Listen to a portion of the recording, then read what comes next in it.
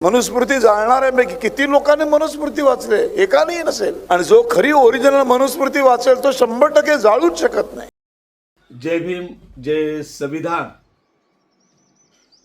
Actually मला थोडा कामाचा व्याप असल्यामुळे ह्या विषयावर व्हिडिओ बनवण्यासाठी थोडा वेळ होत आहे. तर विषय असा आहे, एक सी ग्रेडचा अभिनेता जो डोक्यावर पडलेला असल्यामुळे नेहमी तो बरगळत असतो. नागपूर येथे एका कार्यक्रमात बोलत असताना तो असा म्हणाला, मनुस्मृती जाळणाऱ्यांनी वाचली असती तर मनुस्मृती जाळली नसती. फार तो हुशारकीने आणि मनुवादी मानसिकतेतून तो बोललेला आहे. नंबर 1 असा आहे की मनुस्मृती चांगली आहे, पण ज्यांनी जाळली त्यांनी ती वाचलीच नाही. आता मला एक सांगायचं, तो असा म्हणतो की मनुस्मृती वाचली नाही म्हणून जाळली, कारण जाळणाऱ्यांनी मनुस्मृती वाचलीच नाही. थोडं मला कन्फर्म करायचं आहे. ज्यांनी मनुस्मृती 25 डिसेंबर 1927 ला ढण जाळली, तो विश्व पंडित डॉक्टर बाबासाहेब आंबेडकरांबद्दल बोलतो, ज्यांनी वाचलीच नाही. ज्या बाबासाहेबाला 1954 ला काठमांडू नेपाळ इथे जगाच्या पाठीवर पहिल्यांदा बोधिसत्व पुरस्कार मिळाला, त्या बाबासाहेबाबद्दल तो बोलतोय. 14 एप्रिल 1990 ला यूपी सरकारने ज्यांना भारतरत्न दिला त्या बाबासाहेबाबद्दल बोलतो. जगातले जे टॉप 10 विद्यापीठ आहेत त्यातलं एक विद्यापीठ आहे कोलंबिया विद्यापीठ, न्यूयॉर्क, अमेरिका. ज्या विद्यापीठाला 250 वर्षे झाल्याबद्दल 250 वर्षात कोलंबिया विद्यापीठामध्ये जे जे विद्यार्थी शिकले त्यांचं एक सर्वेक्षण केलं.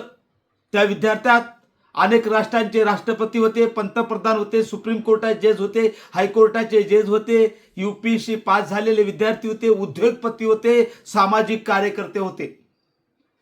असे लाखो विद्यार्थ्यांचे त्यांनी सर्वेक्षण केलं आणि त्यातले त्यांनी विद्वान 100 विद्यार्थी निवडले आणि त्यात पहिलं नाव होतं डॉक्टर बाबासाहेब आंबेडकर. अशा जागतिक लेवलच्या विद्वानाबद्दल बोलतो मनुस्मृती वाचली नाही म्हणून. एवढंच नाही, ज्याचं शिक्षण वाचल्यानंतर दम लागतो, BA, MA, MSc, PhD, DSc, LLD, D.Litt. बार ॲटला, त्या बाबासाहेबाला नालायक आई घाला. एडझव्या शरद पक्ष बोलतो की जाळणाऱ्यांनी मनुस्मृती वाचली नाही. ज्या बाबासाहेबांची DSc अर्थशास्त्रातली पदवी अजूनही कोणी माहीतचा लल मिळू शकला नाही, त्या बाबासाहेबाला म्हणतो मनुस्मृती वाचली नाही.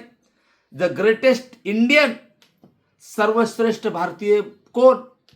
एक IBN आणि CNN चॅनलनं सर्वेक्षण केलं आणि त्यात पहिलं नाव होतं डॉक्टर बाबासाहेब आंबेडकर.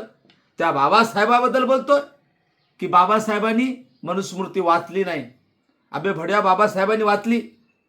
25 डिसेंबर 1927 ला बाबासाहेब मनुस्मृतीबद्दल बोलतात. विषमता, अन्याय आणि गुलामीचं प्रतीक म्हणजे मनुस्मृती. बाबासाहेबांचा एक प्रसिद्ध ग्रंथ आहे रीडर्स इन हिंदुझम. त्यात बाबासाहेब म्हणतात, मनुस्मृती लिहिणं हा मनुचा वेडेपणा होता आणि म्हणून बाबासाहेबांनी ती मनुस्मृती जाळली जी थुकण्यालायक होती. आणि म्हणून त्या मनुस्मृतीबद्दल मला 2 ओळी आठवल्या, मनुसारखा दुसरा नालायकही नाही. मनुसारखा दुसरा नालायकही नाही, बाबासाहेब सारखा दुसरा नायकही नाही.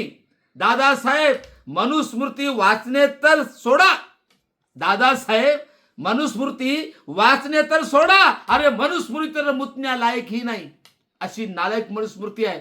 कारण मी थोडे 2 संदर्भ देतो, कारण मी जर मनुस्मृतीबद्दल सांगलं ना तर लोक मनुस्मृतीचं नाव घेणाऱ्याचा मर्डर केल्याशिवाय राहणार नाही. एकच उदाहरण देतो, मनुस्मृतीचा अध्याय आणि श्लोक क्रमांक 13. शूद्र व भार्या शूद्रस्य 7 स्वात 20 समृद्धी तेच स्वा चेव राजस्व ताच स्वाग्र जनन्य.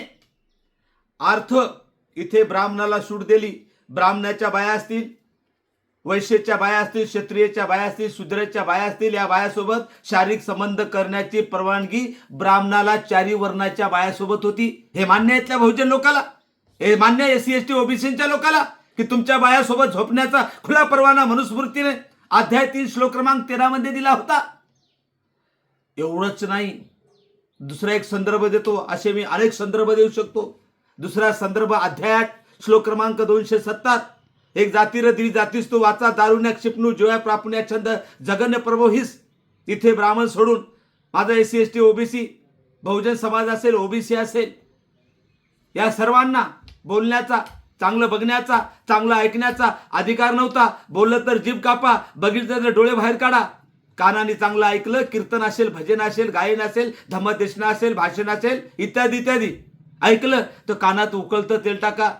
मान्य आहे बहुजन समाजाला.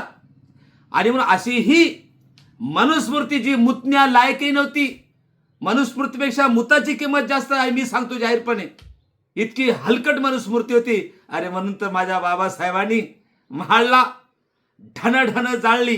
आणि म्हणून अशा नालायकाचा या ठिकाणी मी जाहीर निषेध करतो. या शरद पक्ष, या आई घाल्याचं, येडझव्याचं बोलणं म्हणजे पुन्हा या देशात हिंदू राष्ट्राची मानसिकता तयार करून मनुस्मृती लागू करणं हे, बाकी काही नाही. आणि म्हणून या ठिकाणी भीम टायगर सेनेच्या वतीने आवाहन करतो, हे नालायक जर भीम टायगर सेनेच्या कार्यकर्त्याला भेटला तर याची पॅन्टच नाही तर अंडर पॅन्ट करून, नंग करून याला मारल्याशिवाय आम्ही राहणार नाही, एवढा शब्द देतो. आणि त्या शरद पक्षाच्या त्या स्टेटमेंटचा मनुस्मृती वाचली असती तर जाळलीच नसती, जाळणारी आणि मनुस्मृती वाचली नाही, ह्या त्यांच्या स्टेटमेंटचा मी भीम टायगर सेनेचा राष्ट्रीय अध्यक्ष नात्याने मी दादासाहेब शेळके जाहीर निषेध करतो. थांबतो.